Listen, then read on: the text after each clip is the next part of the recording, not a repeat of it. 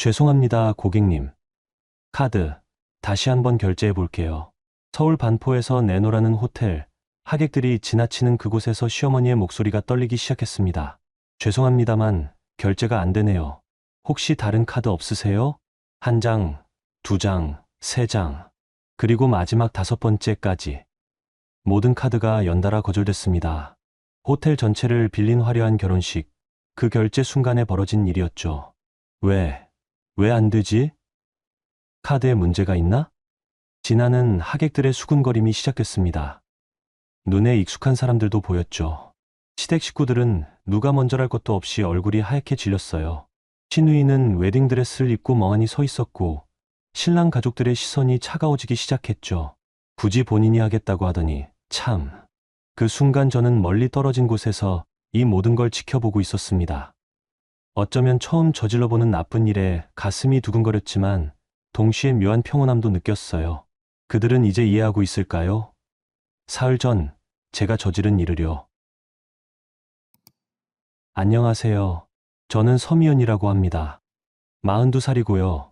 지금은 혼자 살고 있어요. 오늘 이야기할 건 제가 이혼한 날에 대한 거예요. 아마 많은 분들이 궁금해하실 것 같아서요.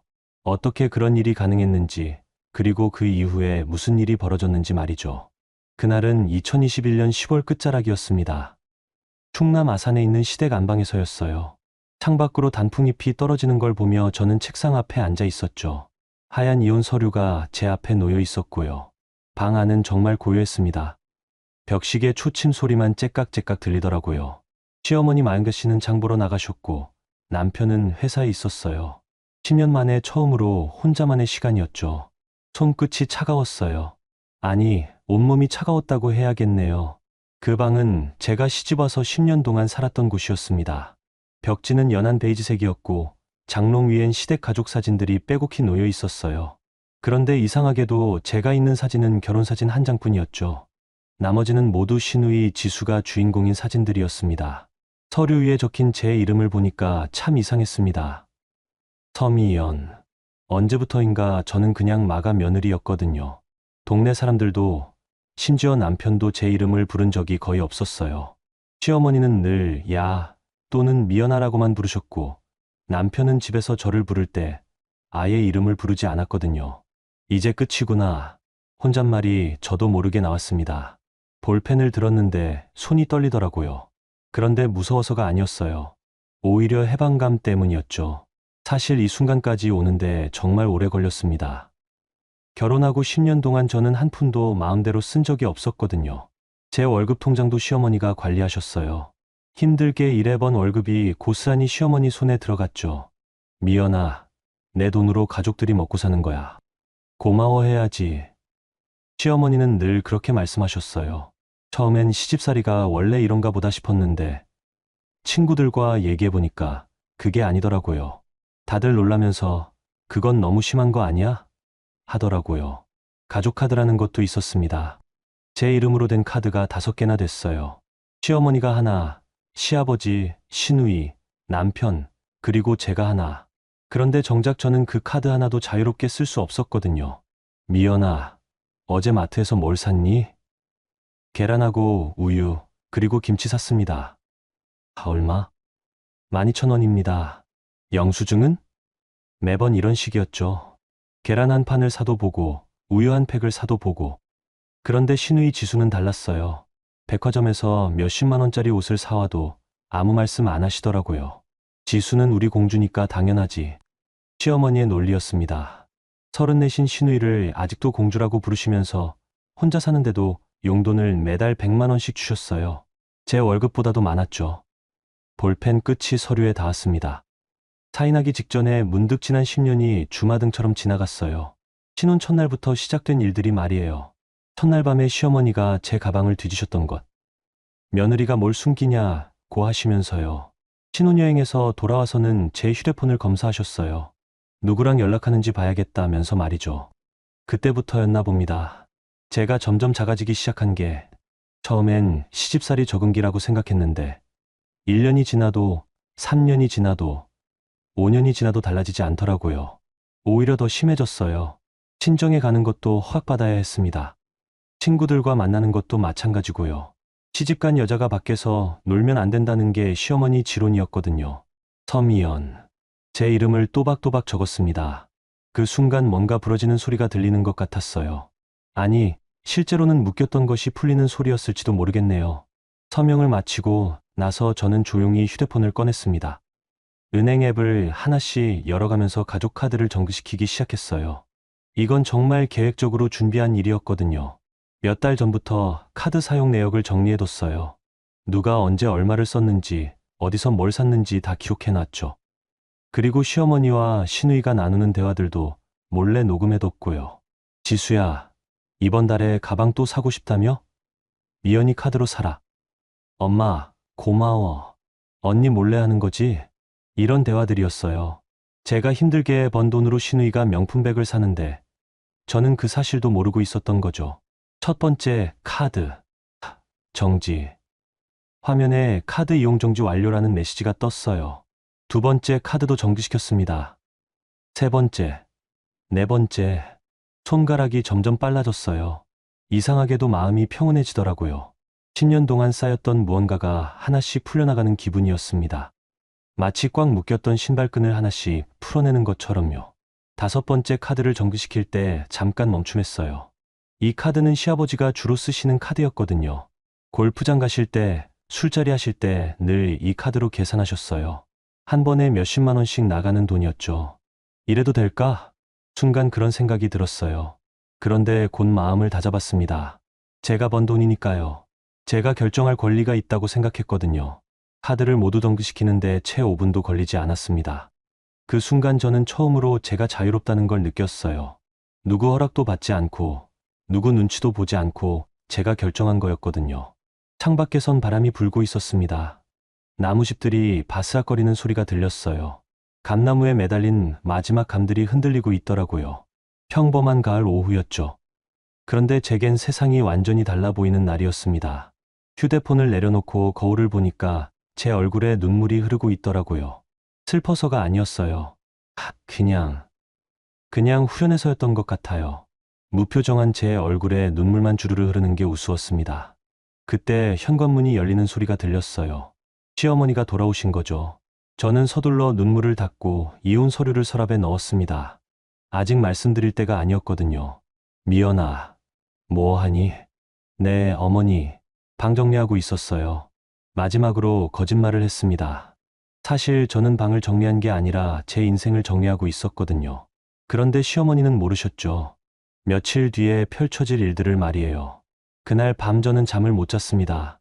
무서워서가 아니라 설레어서였어요. 내일부터는 정말로 나로 살 수 있다는 생각에 말이죠. 물론 그 대가가 얼마나 클지는 그때 몰랐습니다. 며칠 뒤 시누이 지수의 결혼식에서 벌어질 일도, 시댁 식구들이 얼마나 당황할지도, 그리고 그 이후에 제게 찾아올 시연들도 말이에요. 하지만 그 순간만큼은 정말 평화로웠습니다. 드디어 제가 저를 지킬 수 있게 됐다는 안도감 때문이었겠죠. 그 일이 벌어진 건 카드를 정지시킨 지 사흘 뒤였습니다. 시누이 마지수의 결혼식 날이었어요. 지수는 시어머니의 막내딸이었습니다. 34이었는데도 아직 결혼을 안 해서 시어머니가 늘 걱정하셨거든요. 그러다가 갑자기 결혼한다고 하더라고요. 상대는 대기업 과장이라고 했어요. 시어머니는 그렇게 좋아하시더라고요. 우리 지수 드디어 좋은 사람 만났다. 결혼식은 제대로 해줘야지. 시어머니 말씀이었어요. 그래서 결혼식 장소를 서울 반포에 있는 5성급 호텔로 정하셨더라고요. 호텔에서 결혼식을 하면 얼마가 들까요? 해본 적이 없어 상상도 안 되지만 못해도 몇 천만 원은 들 텐데 그 돈이 어디 있나 싶었어요. 그런데 시어머니는 별일 아니라는 듯이 말씀하시더라고요. 카드로 결제하면 되지 뭐. 그 순간 제 가슴이 철렁했어요. 혹시 제가 정지시킨 카드를 쓰려는 건 아닌가 하는 생각이 들었거든요.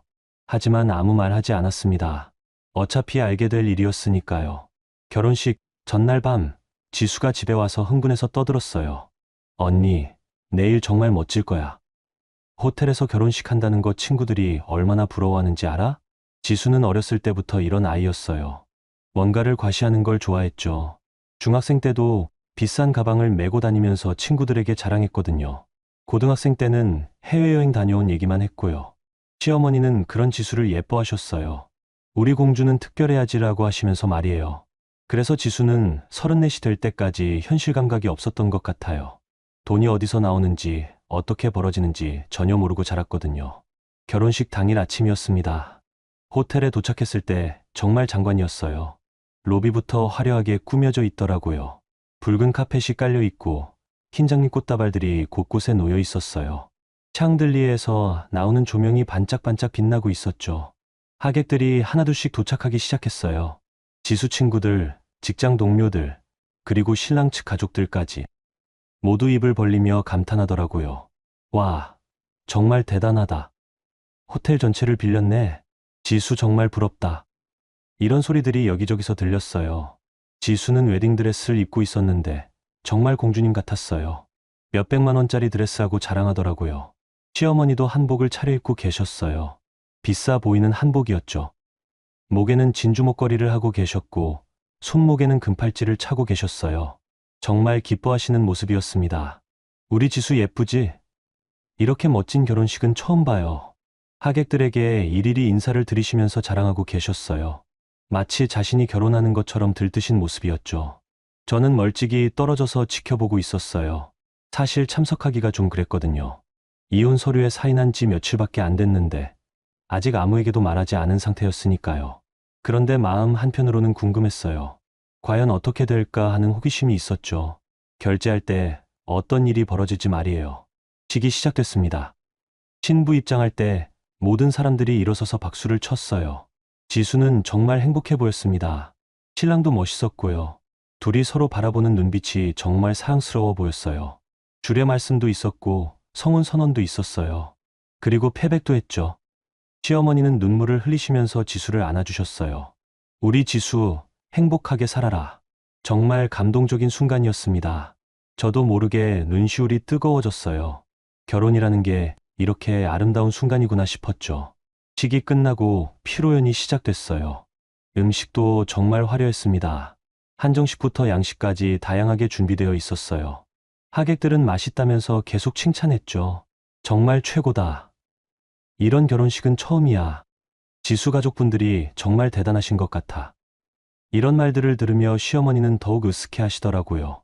시아버지도 기분 좋아하시는 것 같았어요. 그런데 피로연이 끝나갈 무렵이었습니다. 호텔 직원이 시어머니께 다가왔어요. 결제 준비가 되셨으면 프런트로 와주세요. 그 순간 분위기가 조금 달라졌어요. 시어머니 얼굴에 잠깐 긴장감이 스쳤거든요. 하지만 곧 평소 모습으로 돌아오셨죠. 네, 금방 갈게요. 시어머니는 지갑에서 카드를 꺼내셨어요. 제 이름으로 된 카드였죠. 그걸 보는 순간 제 심장이 뛰기 시작했어요. 프런트 데스크로 걸어가시는 시어머니의 뒷모습을 바라보며 저는 복잡한 기분이었습니다. 한편으로는 통쾌했지만 다른 한편으로는 불안하기도 했어요. 하객들도 대부분 결제를 지켜보고 있었어요. 이런 대규모 결혼식의 결제 금액이 궁금했나 봐요. 모두들 수근수근하면서 관심 있게 보고 있었죠. 시어머니가 카드를 내밀었어요. 직원이 카드를 받아서 단말기에 넣었죠. 그리고 몇 초 후 단말기에서 소리가 났어요. B 승인이 거절되었습니다. 그 순간 시어머니의 얼굴이 굳어졌어요. 웃고 있던 표정이 순식간에 사라졌죠. 이상하네요. 다시 해보세요. 시어머니 목소리에 당황이 묻어났어요. 직원이 다시 시도했지만 결과는 같았습니다. 죄송합니다. 이 카드로는 결제가 안 되네요. 시어머니가 다른 카드를 꺼내셨어요. 역시 제 이름으로 된 카드였죠. 하지만 그것도 마찬가지였습니다. 승인 거절되었습니다. 이번엔 주변 사람들도 눈치채기 시작했어요. 수근수근하는 소리가 들리기 시작했죠.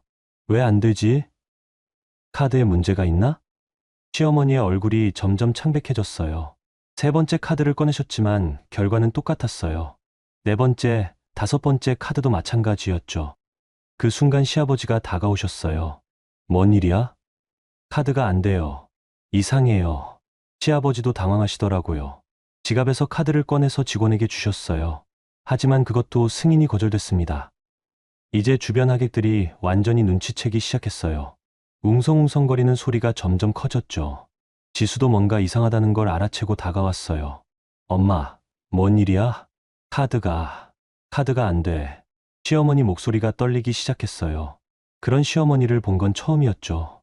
늘 당당하고 자신만만하시던 분이었는데 그때만큼은 정말 작아 보이셨어요. 호텔 직원도 난처해 하더라고요. 다른 결제 수단이 있으시면. 하지만 시댁 식구들은 현금을 그렇게 많이 가지고 있지 않았어요. 호텔 전체를 빌리는 비용이니까 정말 큰 금액이었거든요. 신랑 가족들도 당황하기 시작했어요. 신랑 아버지가 뭔가 수상하다는 눈빛으로 시아버지를 바라보시더라고요. 그 순간 저는 멀리서 이 모든 상황을 지켜보고 있었습니다. 가슴이 두근두근했어요. 제가 예상했던 일이 벌어지고 있었거든요. 동시에 묘한 감정이 들었어요.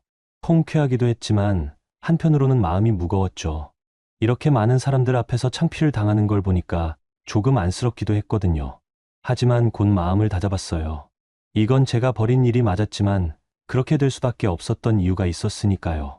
10년 동안 제가 당했던 일들을 생각하면 이 정도는 당연한 결과였죠. 결국 신랑 아버지가 급하게 카드를 내셔서 결제를 마쳤어요. 하지만 분위기는 이미 어색해진 뒤였죠. 하객들은 수근수근거리면서 집으로 돌아갔고 신랑 가족들의 표정도 좋지 않았어요. 지수는 눈물을 글썽이면서 시어머니께 물었어요.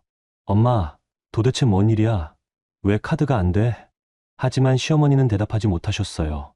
무슨 일인지 아직 파악이 안 되셨나 봐요. 저는 조용히 그 자리를 떠났어요. 더 이상 볼 필요가 없다고 생각했거든요. 택시를 타고 집으로 돌아가는 길에 휴대폰에 문자가 왔어요. 미연아, 당장 집에 와. 무슨 일이 벌어진 거야? 시어머니에게서 온 문자였어요. 하지만 저는 답장하지 않았습니다. 아직 말할 때가 아니라고 생각했거든요. 그날 밤 저는 처음으로 홀가분한 기분으로 잠자리에 들었어요. 드디어 시작됐구나 하는 생각이 들었죠. 앞으로 어떤 일들이 벌어질지는 모르겠지만 적어도 제가 더 이상 당하고만 살지는 않을 거라는 확신이 들었어요. 결혼식 다음 날이었습니다. 저는 집에서 조용히 책을 읽고 있었어요. 평소보다 일찍 일어났는데 마음이 묘하게 편안했거든요. 10년 만에 처음으로 깊게 잠든 것 같았어요. 그런데 오전 10시쯤 휴대폰이 울렸습니다. 지수에게서 온 전화였어요. 평소라면 받지 않았을 텐데 그날은 왠지 받고 싶더라고요. 언니, 언니. 지수 목소리가 떨리고 있었어요. 울고 있는 것 같았죠. 왜? 무슨 일이야? 언니, 큰일 났어. 진우 오빠가, 진우는 지수 신랑 이름이었어요. 대기업 과장이라고 했던 그 사람이죠. 뭐, 천천히 말해봐. 결혼 취소한대. 어젯밤에 갑자기 전화가 와서 예물도 다 돌려달래. 그 순간 제 가슴이 철렁했어요. 예상은 했지만 실제로 들으니까 놀라더라고요. 왜? 갑자기 왜 그래? 어제 그 일 때문에 카드가 안 됐던 그 일 말이야. 진우 오빠 아버지가 우리 집안을 의심한대. 돈 문제가 있는 집안이라고. 지수 목소리가 점점 작아졌어요. 흐느끼는 소리가 들렸죠. 사실 이런 결과를 예상하지 못했던 건 아니에요. 5성급 호텔에서 카드가 연달아 거절되면 상대방 입장에서는 의심스럽게 생각할 수밖에 없죠. 특히 결혼 상대가 경제적으로 문제가 있다면 결혼을 재고할 만하고요. 언니 어떡해? 나 어떡해? 지수는 계속 울고 있었어요. 평생 처음으로 이런 일을 겪어보는 거니까 당황스럽겠죠. 34까지 시어머니의 보호를 받으며 살아왔는데 갑자기 현실이 무너진 거니까요. 일단 진정해. 지금 어디야? 집에. 엄마는 병원에 있어. 병원. 왜? 어젯밤에 쓰러지셨어. 혈압이 갑자기 올라서 아빠가 급히 응급실로 모셨어. 이번엔 정말 놀랐어요. 시어머니가 쓰러지셨다니. 아무리 미워도 그분이 아프시다니까 마음이 복잡했거든요. 전화를 끊고 나서 한참을 고민했어요. 병원에 가야 할까, 말아야 할까. 결국 가기로 했습니다. 아무래도 10년 동안 가족으로 지낸 사이니까 완전히 모른 채 할 수는 없었거든요. 병원은 시내에 있는 큰 종합병원이었어요. 내과 병동 4층이라고 지수가 알려줬죠. 엘리베이터를 타고 올라가면서 가슴이 두근거렸어요. 시댁 식구들을 마주하는 게 처음이었거든요. 카드 정지 사건 이후에 말이에요. 병실 문을 열고 들어갔을 때 시아버지와 지수가 있었어요. 시어머니는 침대에 누워 계셨고요. 평소보다 많이 야위어 보이셨어요. 시아버지가 저를 보더니 차가운 눈빛으로 바라보셨어요. 내가 한 짓이구나. 바로 말씀하시더라고요. 어떤 인사말도 없이 말이에요. 무슨 말씀이신지. 카드 말이야. 내가 정지시킨 거지? 시아버지 목소리에 분노가 섞여 있었어요. 70이 넘으신 분인데도 목소리가 떨리고 있더라고요. 네, 맞습니다. 저는 솔직하게 대답했어요. 숨길 이유가 없다고 생각했거든요. 이 미친년이 내가 무슨 권리로. 시아버지가 소리를 지르셨어요. 병실 안이 순간 조용해졌죠. 지수는 놀라서 아버지를 말렸어요. 아빠, 목소리 좀 닥쳐. 이 집안이 이 꼴 난 게 누구 때문인데. 시아버지는 정말 화가 나신 것 같았어요. 얼굴이 빨갛게 달아오르셨고 손도 떨리고 계셨죠.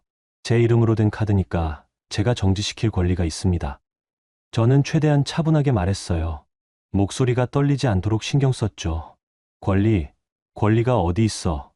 그 돈으로 이 가족이 살아왔는데. 제가 번 돈입니다. 뭐? 내가 번 돈? 시아버지가 비웃으셨어요. 내 월급 150만 원으로 뭘 할 수 있다고. 우리가 키워준 거야, 너를. 그 순간 화가 치밀어 올랐어요. 키워줬다니. 10년 동안 제가 번 돈을 모두 가져가면서 저를 키워줬다고 하시다니. 키워주신 게 아니라 제 돈을 쓰신 겁니다. 2년이 진짜. 시아버지가 일어서려고 하셨어요. 그런데 그 순간 침대에 누워 계시던 시어머니가 움직이셨어요. 그만해요. 시어머니가 힘없는 목소리로 말씀하셨어요. 눈을 뜨시긴 했는데 평소와는 완전히 다른 모습이셨어요. 기운이 쭉 빠져 보이셨죠. 미연아, 내가 왜 이래? 시어머니가 저를 보시면서 물으셨어요. 목소리에 원망이 섞여 있었어요. 어머니, 우리가 너한테 못해줬나? 10년 동안 가족으로 대해줬는데. 가족으로 대해주셨다고요. 저는 쓴웃음이 나왔어요. 과연 가족으로 대해주신 건지 아니면 돈을 대주는 기계로 여기신 건지. 가족이라면 제 의견도 물어보셨어야죠. 의견? 무슨 의견? 카드를 만들 때도 쓸 때도 저한테는 한 번도 묻지 않으셨잖아요. 시어머니가 할 말이 없으신 것 같았어요. 한참 동안 천장을 바라보시더니 작은 목소리로 말씀하셨어요. 그래도 어제는 지수 결혼식인데. 그러니까 미리 말씀드렸어야죠. 제 카드를 쓴다고. 지수가 옆에서 조용히 울고 있었어요. 아마 상황을 다 이해한 것 같았어요. 자기 결혼식이 망가진 이유를 말이에요. 그때 병실 문이 열리면서 간호사가 들어왔어요. 환자분이 안정을 취하셔야 하는데 너무 시끄럽네요. 연예객은 한두 분만 남아주세요. 간호사 말을 듣고 저는 일어섰어요. 더 이상 있을 이유가 없다고 생각했거든요. 그럼 전 가보겠습니다. 병실을 나오면서 복도에서 지수를 만났어요. 지수가 따라 나왔나 봐요. 언니, 정말 이래야 돼? 지수 눈이 빨갛게 부어 있었어요. 지수야, 미안해. 미안하다고? 내 결혼식을 망쳐놓고? 지수 목소리가 높아졌어요. 나 어떡해, 언니. 진우 오빠는 나랑 결혼 안 한다고 했어. 동네 사람들은 다 알고 있고. 나 이제 어떻게 살아? 처음 보는 지수의 모습이었어요. 평소에는 항상 밝고 당당했는데 그날은 완전히 무너져 있었거든요. 다른 사람 만날 수 있어. 다른 사람? 내 나이가 몇인데? 34이야, 34. 지수가 복도에서 소리를 질렀어요. 다른 환자 가족들이 쳐다보더라고요. 그리고 이 소문이 다 퍼졌어. 우리 집이 가난하다고, 돈 없다고, 누가 나랑 결혼하려고 할까? 사실 그 말이 맞았어요. 작은 동네에서는 소문이 빠르게 퍼지거든요. 하루 이틀 지나면 온 동네가 다 알게 될 거예요. 지수야, 그동안 너무 모르고 살았어. 돈이 어디서 나오는지, 어떻게 버는지. 그게 뭐가 중요해? 우리는 가족이잖아. 가족이라면 서로 배려해야지. 일방적으로 받기만 하면 안 돼. 지수가 더 이상 할 말이 없는 것 같았어요. 한참 동안 서로 바라보다가 지수가 먼저 병실로 들어갔어요. 저는 병원을 나와서 집으로 돌아왔어요. 마음이 무겁긴 했지만 후회는 안 됐어요. 언젠가는 이런 일이 벌어져야 했다고 생각했거든요. 그날 저녁부터 동네에 소문이 돌기 시작했어요. 친정 어머니가 전화를 하셨어요. 미연아, 무슨 일이야? 동네에서 시댁 얘기가 나오던데. 엄마, 저 이혼했어요. 뭐? 친정 어머니는 한참 동안 말씀을 못 하시더라고요. 그 후로 며칠 동안 시댁에서는 연락이 없었어요. 아마 내부적으로 정리할 일들이 많았을 거예요. 지수 결혼 취소 문제, 시어머니 병원비 문제, 그리고 동네 소문 문제까지. 일주일 뒤에 들은 소식으로는 지수가 회사를 그만뒀다고 했어요. 사람들 시선이 부담스러워서요. 시어머니는 아직 병원에 입원해 계시고 시아버지는 혼자서 모든 걸 감당하고 계신다고 했죠. 동네 사람들의 반응은 다양했어요. 어떤 사람들은 잘못된 며느리다라고 했고, 어떤 사람들은 시댁이 너무했다라고 했어요. 마가 며느리, 그동안 고생 많았겠다. 10년 동안 월급을 다 뺏겼다면서? 그래도 결혼식 날에 그러면 안 되지. 어차피 이혼할 거면서 미리 말하지 그랬어. 이런저런 얘기들이 돌았어요. 저는 그냥 조용히 넘어갔어요. 사람들이 뭐라고 하든 제 선택에 후회는 없었거든요. 그런데 며칠 뒤 예상치 못한 일이 벌어졌어요. 시댁에서 저를 고소하겠다는 연락이 온 거였어요. 횡령죄로 말이에요. 그 순간 저는 깨달았어요. 이 싸움이 이제 막 시작됐다는 걸 말이에요. 횡령죄로 고소당한다는 소식을 들은 지 이틀 뒤였습니다. 그날은 토요일 오후였어요. 저는 친정집에 와 있었어요. 이혼 소식을 들으신 친정 어머니가 걱정되셔서 자주 오라고 하셨거든요. 친정집은 시댁에서 차로 20분 거리에 있었습니다. 작은 단독주택이었는데 제가 어렸을 때부터 살던 곳이었어요. 마당에는 감나무 한 그루가 있었고 대문 옆에는 어머니가 기르시는 국화꽃들이 피어 있었죠. 어머니는 72이셨어요. 아버지가 돌아가신 후로 혼자 사시고 계셨는데 건강은 괜찮으신 편이었어요. 다만 제 일 때문에 많이 걱정하고 계셨죠. 미연아, 정말 괜찮겠니? 고소까지 당했다는데.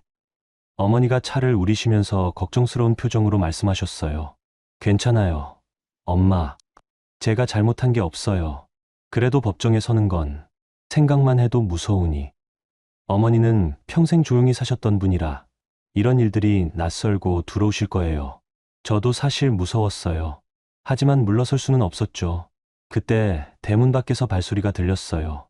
누군가 조심스럽게 다가오는 소리였죠. 그리고는 초인종이 울렸습니다. 누구지? 어머니가 일어나시려고 하는데 밖에서 목소리가 들렸어요. 이모, 저예요. 지수예요. 지수였어요. 신우이 지수가 친정집까지 찾아온 거였죠. 어머니가 놀라시더라고요. 지수가. 왜? 저도 의외였어요. 병원에서 만났을 때 그렇게 화가 나 있었는데 갑자기 찾아올 줄은 몰랐거든요. 어머니가 문을 여시자 지수가 들어왔어요. 평소와는 완전히 다른 모습이었어요. 화장도 안 했고 머리도 흐트러져 있었어요. 무엇보다 얼굴이 많이 부어 있었죠. 많이 울었나 봐요. 이모. 지수가 어머니께 인사를 드렸어요. 목소리가 떨리고 있었어요. 예, 무슨 일이니? 들어와서 앉아라. 어머니는 놀라면서도 지수를 안으로 모셨어요. 지수와 저는 거실에 마주 앉았죠. 어색한 분위기였어요. 언니. 지수가 저를 보면서 입을 열었어요. 그런데 말이 나오지 않는 것 같았어요. 한참 동안 입술만 떨리더니 갑자기 눈물이 쏟아지기 시작했어요. 언니. 미안해. 뜻밖의 사과였어요. 병원에서는 저를 원망하더니 갑자기 사과를 하다니. 지수야. 언니, 나 정말 몰랐어. 언니가 그동안 얼마나 힘들었는지 정말 몰랐어. 지수가 흐느끼면서 말했어요. 어머니도 옆에서 걱정스럽게 바라보고 계셨죠. 언니 월급으로 우리가 살고 있었다는 것도, 카드가 다 언니 이름이었다는 것도 나는 정말 몰랐어. 정말 몰랐을 수도 있어요. 시어머니가 워낙 모든 걸 알아서 처리하시는 분이었으니까요. 지수는 그냥 카드를 받아서 쓰기만 하면 되는 입장이었으니까. 그동안 미안했어, 언니. 정말 미안해. 지수의 사과가 진심처럼 들렸어요. 하지만 저는 마음이 복잡했어요. 이제 와서 사과한다고 해서 10년이 달라지는 건 아니었거든요. 언니. 카드 하나만 살려줄 수 없을까? 역시 그것 때문에 온 거였어요. 사과는 사과고, 하지만 실질적으로 필요한 건 카드였던 거죠. 지수야, 결혼 잔금만이라도, 안년 생활비라도, 언니, 제발. 지수가 무릎을 꿇더라고요. 정말 놀랐어요. 평생 누구에게 머리 숙인 적 없는 지수가 제게 무릎을 꿇다니. 지수야, 일어나. 안 일어나. 언니가 말해줄 때까지 안 일어나. 어머니도 당황하시더라고요. 얘들아, 이게 무슨. 그 순간 지수의 모습을 보니까 마음이 아프기 시작했어요. 아무리 미워도 10년 동안 가족으로 지낸 사이였거든요. 그 사람이 이렇게 무너져 있는 걸 보니까 측은했어요. 하지만 동시에 화도 났어요. 이럴 때만 찾아와서 사과하고 도움을 요청하다니. 그동안 제가 힘들어할 때는 관심도 없었으면서 말이에요. 지수야, 일어나서 얘기하자. 언니가 대답해줘야 일어나. 지수는 완전히 절망한 상태인 것 같았어요.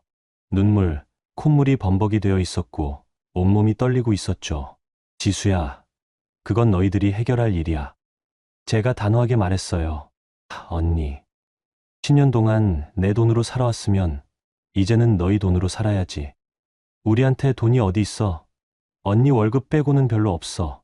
그 말을 듣는 순간 더 화가 났어요. 별로 없다니. 그럼 지금까지 뭘로 산 거예요? 제 돈 말고는 뭐가 있었단 말이에요? 그럼 일을 해야지. 벌어야지. 언니처럼 중학교에서 일하라고? 나는 대학도 나왔는데. 지수의 본성이 다시 나오기 시작했어요. 아직도 자신이 특별하다고 생각하는 거예요. 중학교 행정실 일이 부끄러운 일이라고 생각하는 거죠. 지수야, 일에는 귀천이 없어. 그렇긴 하지만 나는 좀 다르잖아. 다르다고요. 뭐가 다른데요? 34까지 시어머니 용돈 받아먹고 산 게 다른 건가요? 지수야, 이제는 현실을 받아들여야 해. 현실이 뭔데? 가난하게 사는 게 현실이야. 지수 목소리에 짜증이 섞이기 시작했어요. 사과하러 왔다가 이제는 화를 내는 거예요. 가난한 게 아니라 정상적으로 사는 거야. 자기가 번 돈으로 자기가 사는 거. 언니는 좋겠다. 혼자 살면 되니까. 나는 결혼도 깨졌고 직장도 그만뒀고 이제 어떻게 살라고? 점점 본래 모습이 나오더라고요. 처음에는 사과하고 무릎까지 꿇었는데 이제는 저를 원망하는 투였어요. 지수야, 그건 내 선택의 결과야. 내 선택? 내가 뭘 선택했다고? 34까지 아무것도 안 하고 산 것. 그게 내 선택이야. 그 말을 듣자 지수가 완전히 화를 냈어요. 언니가 뭘 안다고. 나도 힘들었어. 뭐가 힘들었는데? 용돈 받아먹고 사는 게? 언니는 정말 너무해. 지수가 일어서면서 소리를 질렀어요. 어머니가 놀라서 말리시려고 했죠. 얘들아, 목소리 좀. 이모, 언니가 너무해요. 가족인데 어떻게 이럴 수 있어요? 가족이라는 말을 듣는 순간 제 안에서 뭔가 터졌어요. 가족이면 10년 동안 내 월급을 물어보기라도 했어야지. 그건 엄마가 알아서 하는 줄 알았어. 알아서 한다고? 내 돈인데? 언니 돈이긴 하지만 우리는 가족이잖아. 또 가족이라는 말이에요. 편할 때만 가족이고 힘들 때만 가족인 거예요. 지수야, 가족이라는 건 서로 배려하는 거야. 일방적으로 받기만 하는 게 아니라 나도 언니한테 잘했어. 뭘 잘해줬는데? 지수가 할 말이 없는 것 같았어요. 한참 동안 말없이 서 있더니 갑자기 뛰쳐나갔어요. 언니 정말 너무해. 나 이제 언니 몰라. 대문이 쾅 하고 닫히는 소리가 났어요. 어머니와 저는 말없이 서 있었죠. 미연아, 좀 심하게 말한 거 아니니? 어머니가 걱정스럽게 물으셨어요. 엄마, 전 잘못한 게 없어요. 그래도 애가 그렇게 울면서 부탁하는데 어머니도 지수를 불쌍하게 생각하시는 것 같았어요. 하지만 저는 마음을 바꿀 생각이 없었어요. 그날 밤 친정집에서 잠을 잤는데 잠이 안 왔어요. 지수의 울음소리가 계속 귀에 맴돌았거든요. 그리고 무릎 꿇던 모습도 계속 떠올랐고요. 한편으로는 마음이 흔들렸어요. 정말 너무 냉정했나 하는 생각도 들었고요. 하지만 다른 한편으로는 확신했어요. 이건 지나가야 할 과정이라고. 지수도 시댁 식구들도 현실을 받아들여야 한다고. 다음 날 아침 어머니가 말씀하셨어요. 미연아, 내 마음은 알겠다. 그런데 너도 조심해라. 사람들이 너를 나쁘게 볼 수도 있어. 괜찮아요. 엄마, 법정에도 서야 하고 앞으로 더 힘들어질 텐데. 어머니 말씀이 맞았어요. 앞으로 정말 힘든 시간이 올 거였어요. 하지만 저는 준비되어 있었어요. 10년 동안 참고 살았는데 이제는 싸울 준비가 되어 있었거든요. 그날 오후 집으로 돌아가면서 생각했어요. 지수가 다시 찾아올까? 시댁에서 또 무슨 일을 벌일까? 하지만 무엇이 와도 제 마음은 변하지 않을 거라고 다짐했어요. 이제 정말로 새로운 삶이 시작되는 거였어요. 누구에게 기대지 않고 누구의 눈치도 보지 않고 사는 삶 말이에요. 지수가 찾아온 지 일주일이 지났습니다. 그동안 시댁에서는 연락이 없었어요. 아마 내부적으로 정리할 일이 많았을 거예요. 고소건도 준비해야 하고 시어머니 병원비 문제도 있었을 테고요. 그런데 어느 날 오후 예상치 못한 전화가 왔어요. 시아버지에게서였습니다. 영자가 너 보고 싶어 한다. 짧고 차가운 목소리였어요. 시어머니가 저를 보고 싶다니 의외였어요. 병원에 도착했을 때는 오후 3시쯤이었습니다. 복도에는 소독약 냄새가 진하게 풍겼어요. 간병인들이 휠체어를 끌고 지나가는 소리, 어디선가 들리는 기침 소리들이 섞여 있었죠. 병실 문을 두드리고 들어갔을 때 시어머니는 혼자 계셨어요. 창가 침대에 누워서 하늘을 바라보고 계시더라고요. 평소보다 많이 야위셨어요. 뺨이 쑥 들어가 있었고 머리카락도 많이 빠지신 것 같았어요. 어머니, 조용히 부르자 시어머니가 고개를 돌리셨어요. 그런데 표정이 예전과는 달랐어요. 차갑고 냉정한 느낌이었죠. 왔구나. 말투도 평소와 달랐어요. 며느리를 대하는 목소리가 아니라 남남을 대하는 목소리였어요. 침대 옆 의자에 앉으면서 가슴이 무거워졌어요. 이런 분위기는 처음이었거든요. 10년 동안 시어머니와 갈등은 많았지만 이렇게 차갑게 대하신 적은 없었으니까요. 어떻게 지내세요? 보다시피야. 시어머니는 천장을 바라보시면서 대답하셨어요. 저를 쳐다보지도 않으시고요. 순간 과거가 떠올랐어요. 처음 시집 왔던 날 이분이 저를 어떻게 맞아주셨는지. 그때는 정말 따뜻하셨거든요. 우리 며느리 왔구나. 고생했어. 신혼 첫날 밤에 하신 말씀이었어요. 그때는 정말 좋은 시어머니를 만났다고 생각했었죠. 친정어머니처럼 챙겨주시고 따뜻하게 대해주셨거든요. 언제부터였을까요? 이렇게 달라지기 시작한 게 아마 결혼한 지 한 달쯤 지났을 때부터였던 것 같아요. 제 월급 통장을 달라고 하셨을 때부터 말이에요. 미연아, 시집 온 며느리는 가게를 맡아야지. 그때도 좋은 뜻으로 하신 말씀인 줄 알았어요. 시댁 살림을 맡기겠다는 의미로 받아들였거든요. 그런데 알고 보니 제 돈을 관리하겠다는 뜻이었어요. 내 꼴 보러 왔냐? 시어머니가 갑자기 말씀하시더라고요. 목소리에 원망이 섞여 있었어요. 아니에요.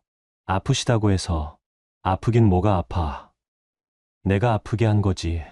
직접적으로 말씀하시더라고요. 저 때문에 아프셨다고. 침묵이 흘렀어요.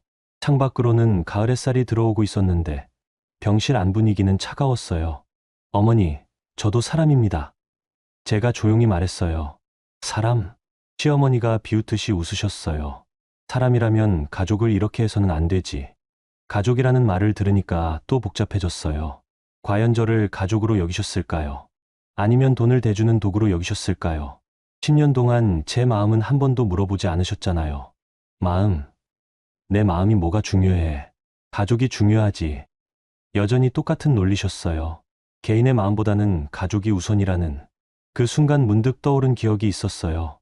결혼 3년째 되던 해, 제가 친구들과 여행을 가고 싶다고 했을 때였어요. 시집간 여자가 어디 놀러 다녀?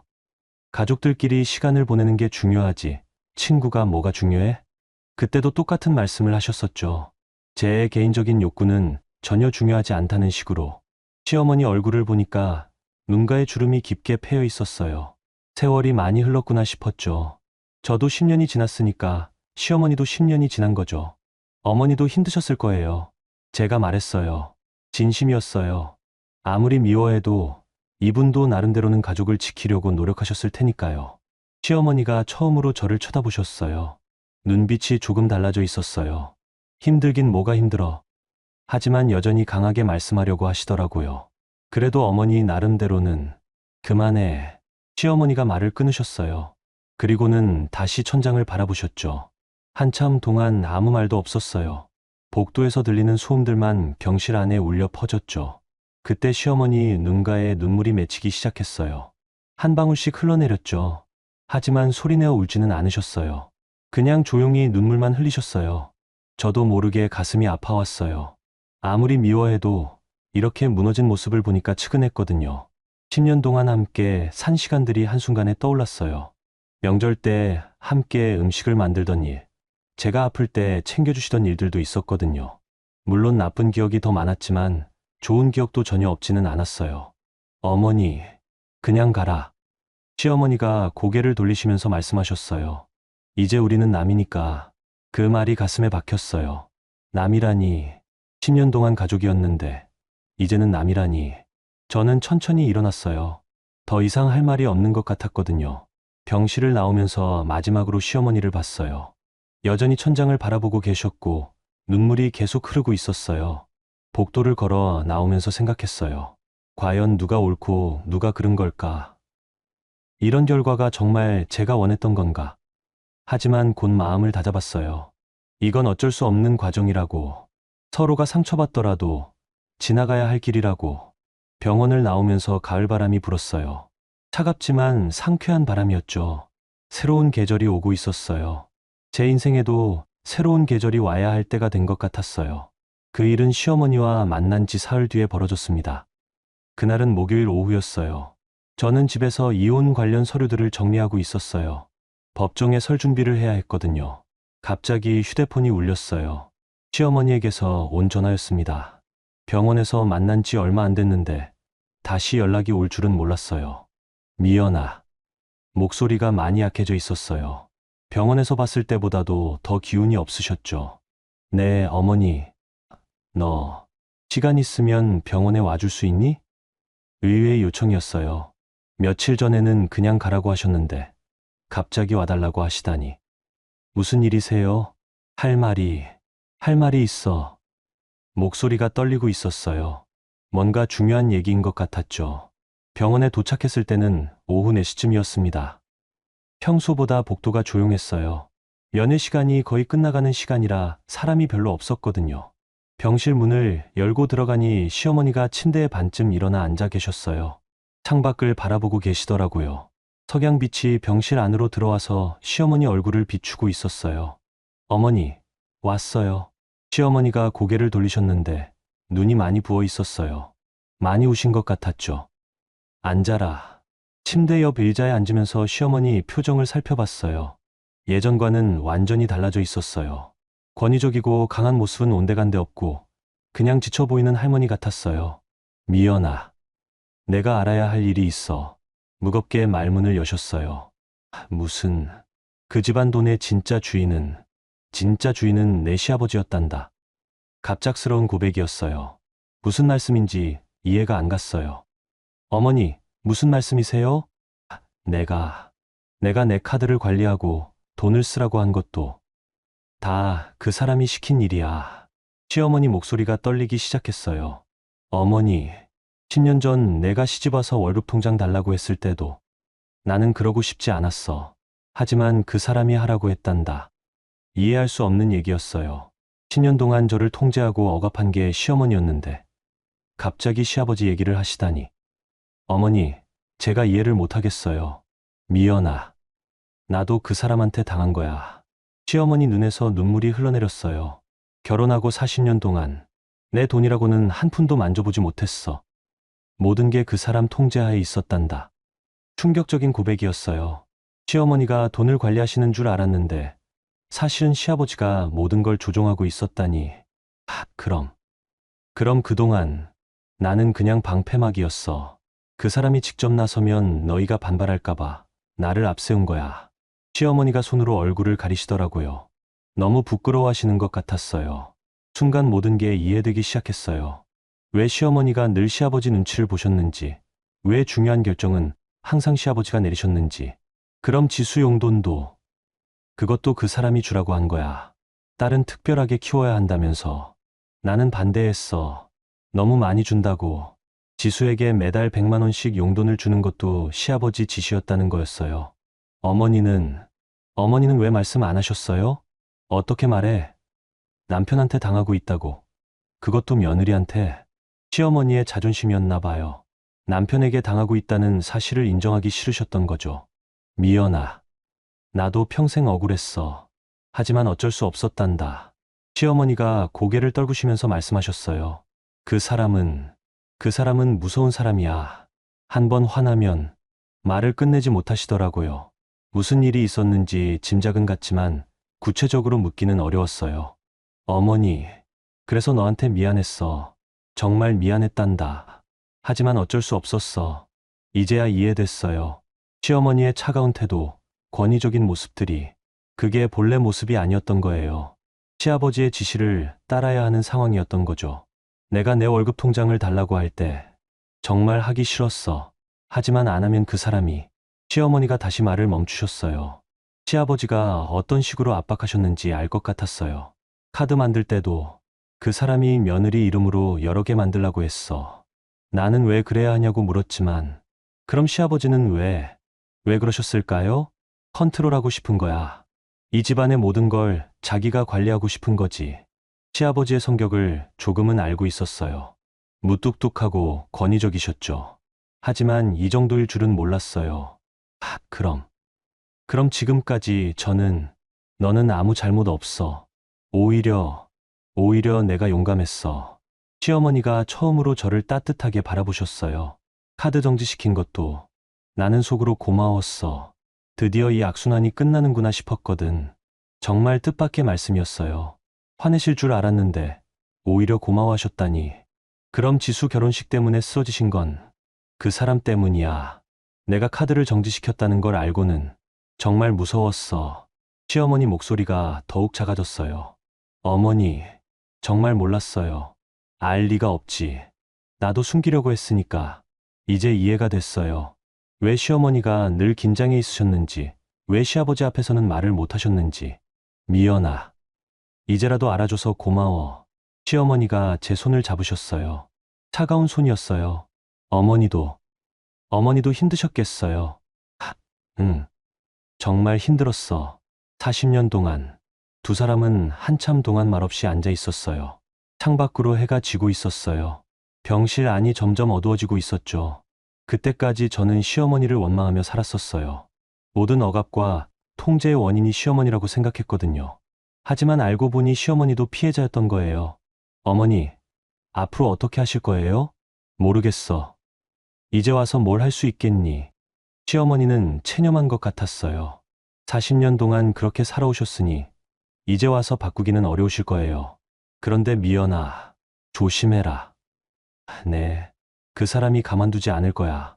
내가 카드를 정지시킨 걸 알고는 정말 화가 났거든. 시어머니 목소리에 걱정이 섞여 있었어요. 어떡해요? 고소하는 것도 그 사람이 결정한 거야. 나는 말렸는데 역시 고소건도 시아버지가 결정하신 거였어요. 어머니, 미연아, 내가 오라. 이런 식으로 살면 안 돼. 너는 끝까지 싸워라. 시어머니가 제 손을 꽉 잡으시면서 말씀하셨어요. 병원을 나오면서 머릿속이 복잡했어요. 10년 동안 미워했던 사람이 사실은 저와 같은 처지였다니. 진짜 적은 따로 있었던 거였어요. 하지만 동시에 무서웠어요. 시아버지가 얼마나 무서운 분인지 이제야 알겠거든요. 앞으로 어떤 일이 벌어질지 예상할 수 없었어요. 그날 밤 잠을 못 잤어요. 시어머니의 말들이 계속 맴돌았거든요. 그리고 앞으로 펼쳐질 싸움에 대한 두려움도 있었고요. 하지만 한 가지는 확실했어요. 이제 진짜 적이 누구인지 알았으니까 제대로 싸울 수 있다는 것. 더 이상 혼란스럽지 않았어요. 시어머니와의 만남 이후 일주일이 지났습니다. 그동안 저는 법적 대응을 준비했어요. 시아버지가 횡령죄로 고소했다는 연락을 받았거든요. 고소장을 받아보니 내용이 가관이었어요. 제가 가족 카드를 이용해서 개인적으로 돈을 빼돌렸다는 거였어요. 그리고 카드를 무단으로 정지시켜서 가족들에게 피해를 줬다고 했고요. 웃음이 나왔어요. 10년 동안 제 돈으로 살아온 사람들이 오히려 저를 도둑으로 만들려고 하다니. 법무법인에서 상담을 받았어요. 변호사는 젊은 여성분이었는데 제 얘기를 들어보시더니 고개를 끄덕이시더라고요. 승산이 있어 보이네요. 증거는 충분히 준비하셨고요. 저는 몇 달 전부터 모든 걸 준비해뒀었거든요. 카드 사용 내역, 시댁 식구들의 대화 녹음, 그리고 제 월급이 어떻게 사용됐는지에 대한 기록들까지. 조정 날짜가 잡혔어요. 11월 둘째 주 목요일, 시청 민원실에서 하기로 했어요. 정식 재판을 하기 전에 조정을 통해서 해결해보자는 취지였죠. 그날 아침 일찍 일어나서 정장을 입었어요. 검은색 정장에 흰 블라우스, 머리도 단정하게 묶었죠. 거울을 보니 10년 전 처음 직장에 들어갔을 때 모습 같았어요. 시청에 도착했을 때는 오전 9시 반이었습니다. 3층 민원실 한쪽에 조정실이 있었어요. 문 앞에 가사조정실이라는 팻말이 붙어 있더라고요. 안으로 들어가니 긴 테이블이 있었고 한쪽 끝에는 조정위원이 앉아 계셨어요. 50대 후반으로 보이는 남자분이었는데 인자한 인상이셨어요. 시아버지는 이미 와 계셨어요. 반대편에 앉아서 서류를 들여다보고 계시더라고요. 평소보다 더 굳은 표정이었어요. 옆에는 변호사로 보이는 분이 앉아 계셨고요. 안녕하세요. 조정위원께 인사를 드리고 지정된 자리에 앉았어요. 시아버지와는 눈도 마주치지 않았어요. 그럼 시작하겠습니다. 오늘은 마영수 씨가 서미연 씨를 상대로 제기한 횡령 의혹에 대해 조정하는 자리입니다. 조정 의원이 차분한 목소리로 말씀하시더라고요. 먼저 신청인 측에서 주장하실 내용을 말씀해 주세요. 시아버지가 일어서셨어요. 목소리에 분노가 섞여 있었어요. 제 며느리가 10년 동안 가족 카드를 이용해서 부정한 이익을 취했습니다. 그리고 일방적으로 모든 카드를 정지시켜서 저희 가족이 큰 피해를 봤고요. 거짓말이었어요. 제가 개인적으로 쓴 돈은 한 푼도 없었거든요. 모든 지출은 시댁 식구들을 위한 거였어요. 구체적으로 어떤 피해를 보셨나요? 조정 의원이 물으셨어요. 제 딸 결혼식을 망쳤습니다. 호텔 결제가 안 되어서 신랑 측에 큰 피해를 줬고 결국 결혼도 취소됐어요. 시아버지 목소리가 높아졌어요. 그리고 제 아내가 충격을 받아서 병원에 입원하게 됐습니다. 모든 걸 제 탓으로 돌리고 계시더라고요. 정말 뻔뻔하셨어요. 피신청인 측에서는 어떻게 생각하시나요? 조정 의원이 저를 보시면서 물으셨어요. 저는 조용히 가방에서 서류 봉투를 꺼냈어요. 미리 준비해둔 증거들이었죠. 조정 의원님, 먼저 이것부터 봐주세요. 카드 사용 내역을 쭉 펼쳐놓았어요. 10년치 기록이었죠. 이건 제 이름으로 발급된 9개 카드의 사용 내역입니다. 보시면 아시겠지만 제가 개인적으로 사용한 내역은 단 한 건도 없어요. 조정 의원이 서류를 자세히 들여다보시더라고요. 모든 지출은 시댁 식구들을 위한 것들입니다. 시어머니 의료비, 시누이 용돈, 시아버지 골프비, 각종 가족 모임 비용까지. 시아버지 얼굴이 굳어지기 시작했어요. 그리고 이건 시댁 식구들이 카드 사용에 대해 나눈 대화 녹음입니다. 녹음기를 꺼내서 재생했어요. 지수야, 이번 달에 가방 또 사고 싶다며? 미연이 카드로 사라. 엄마, 고마워. 언니 몰래 하는 거지? 시어머니와 지수의 목소리가 조정실에 울려 퍼졌어요. 시아버지의 얼굴이 창백해졌어요. 이 외에도 여러 건의 녹음이 더 있습니다. 모두 제 동의 없이 카드를 사용하라고 지시하는 내용들이에요. 조정 의원이 심각한 표정으로 고개를 끄덕이시더라고요. 또한 이것은 제 월급 통장 내역입니다. 10년 동안 제가 번 모든 돈이 어떻게 사용됐는지 정리해뒀어요. 통장 사본을 내밀었어요. 매달 들어오는 150만 원이 그대로 시댁으로 넘어간 기록들이 고스란히 남아 있었죠. 제가 받은 월급 총액은 1억 8천만 원입니다. 이 중에서 제가 개인적으로 사용한 금액은 200만 원도 안 되고요. 시아버지가 변호사와 뭔가 속삭이더라고요. 당황한 것 같았어요. 마지막으로 이건 제 시어머니가 직접 작성하신 진술서입니다. 조정 의원이 놀라시더라고요. 시어머니께서 직접? 네. 모든 카드 관리와 지출 지시가 시아버지로부터 나왔다는 내용입니다. 시어머니가 며칠 전에 병원에서 직접 써주신 진술서였어요. 40년 동안 남편에게 당했던 일들, 그리고 제게 했던 모든 일들이 남편의 지시였다는 내용이 담겨 있었죠. 시아버지가 벌떡 일어섰어요. 그건 아내가 정신이 없어서 쓴 거야. 시어머니는 정신이 멀쩡하십니다. 오히려 지금까지 진실을 숨기고 계셨던 거죠. 저도 단호하게 대답했어요. 조정 의원이 모든 서류를 다시 한번 확인하시더라고요. 증거를 보니까 피신청인 주장이 맞는 것 같습니다.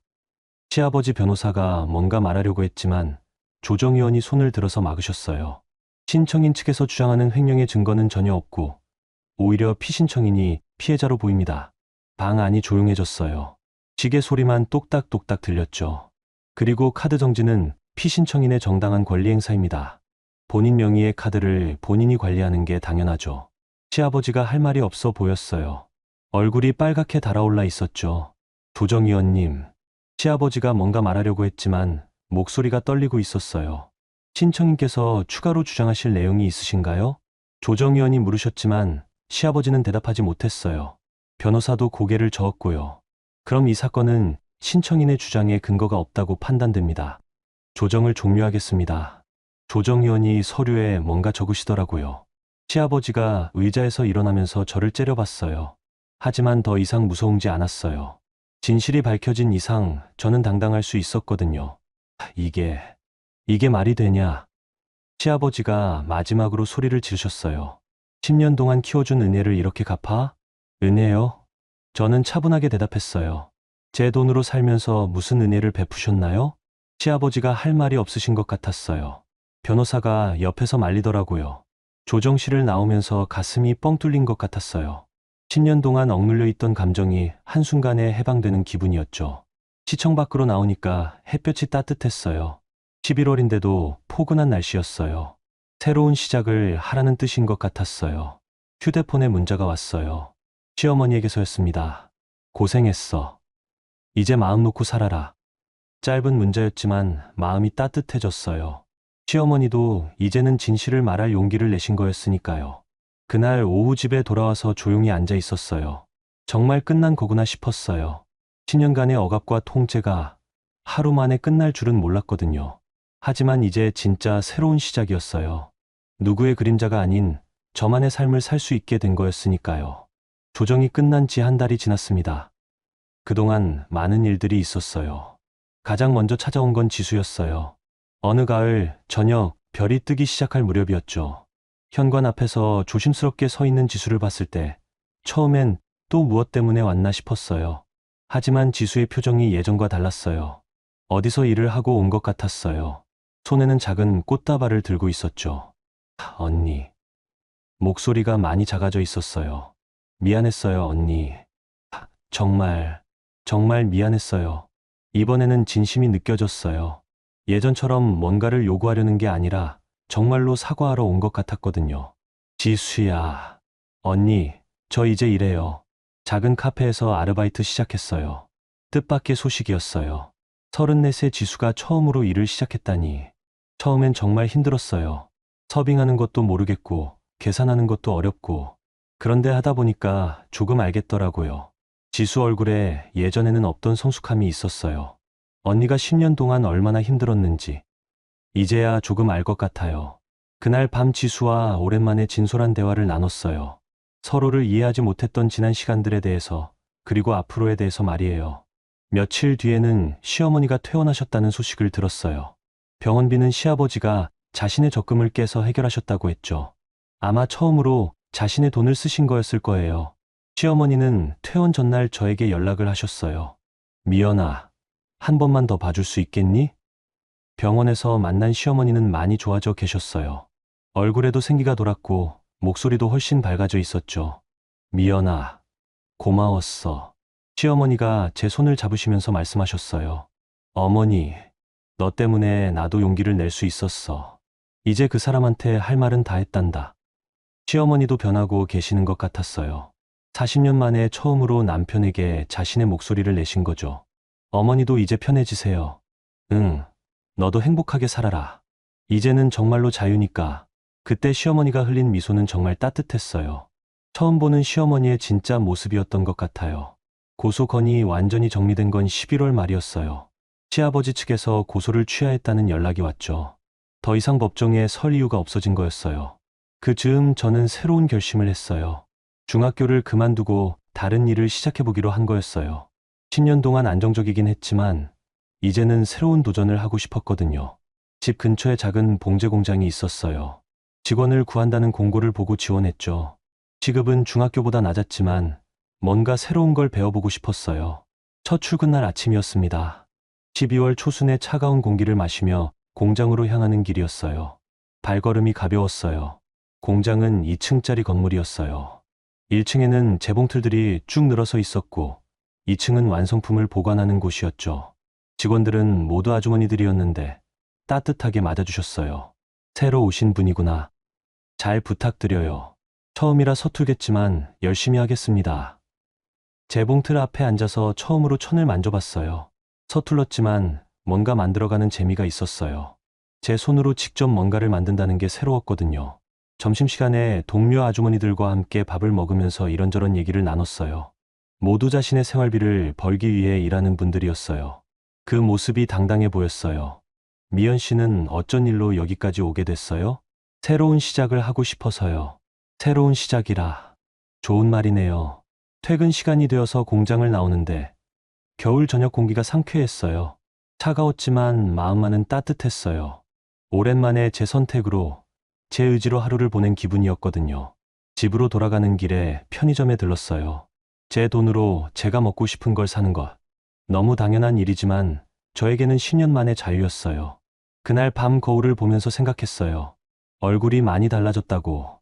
예전에는 늘 긴장해 있었는데 이제는 편안해 보였어요.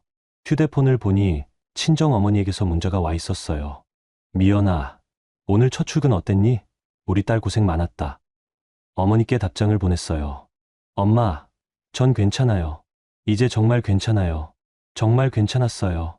처음으로 제 이름으로 살고 있는 기분이었거든요. 몇 달이 지난 지금도 저는 그 공장에서 일하고 있어요.